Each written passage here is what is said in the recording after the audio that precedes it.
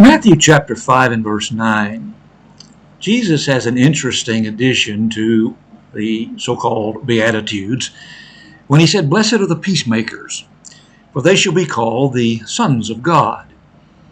Peacemaking is not something that we consider a lot when we think in terms of the Beatitudes or Christianity. Jesus is the Prince of Peace. He said, "My peace I leave with you." But he also said, "Think not that I came to bring peace on the earth. I came not to bring peace, but a sword." So the concept of peace is an interesting one in the Bible and in the New Testament, and we don't have time to go into a long, detailed explanation of it. Let me just suffice it to say that, of course, peacemakers, number one, will be those who help others be at peace with God. That is the most important kind of peace. All of us, as sinners, are at enmity with God to one degree or another. We are the enemies of God because we do not do God's will. We oppose Him by our sinful activities. And thus, if we become at peace with God, then we will be in harmony with God.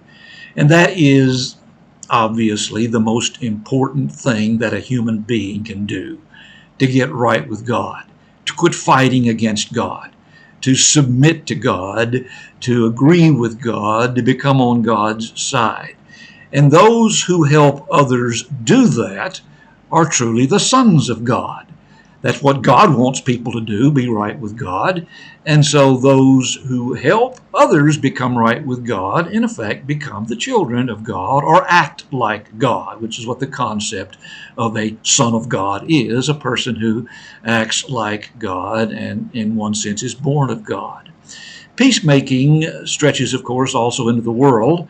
War is undoubtedly the cruelest, most horrible thing that man has ever invented. Read about World War I, World War II, the unbelievable barbarities less than 100 years ago. And it's really hard to believe that humans can become so depraved as to do the things that men did in the wars of the 20th century and earlier. Those who can bring peace among nations and peace among men, those who live at peace with men, well, that's a movement in the right direction towards God. And we as Christian people should, as much as in us lieth, live at peace with all men.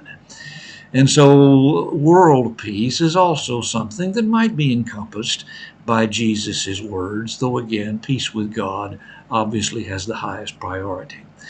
But Jesus' statement, "Think not that I came to bring peace, but I came to bring a sword, to set a man at variance against his father," and so forth. Jesus cannot leave people alone, because if he leaves them alone, they will not be right with God. Jesus has to challenge people, has to confront people in their sinful condition, and people don't like that. That's the one thing people do not want Jesus and Christians to do. People want to be left at peace in their sinful condition.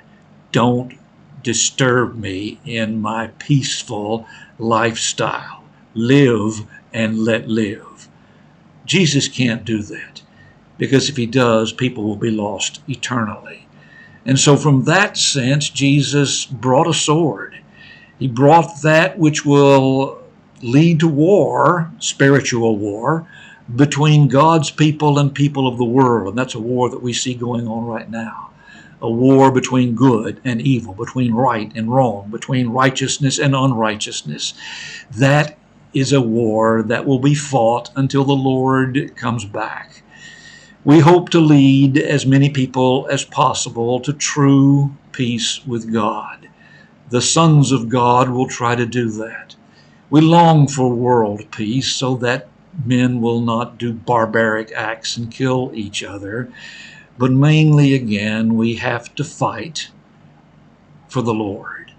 Paul said, I have fought the good fight.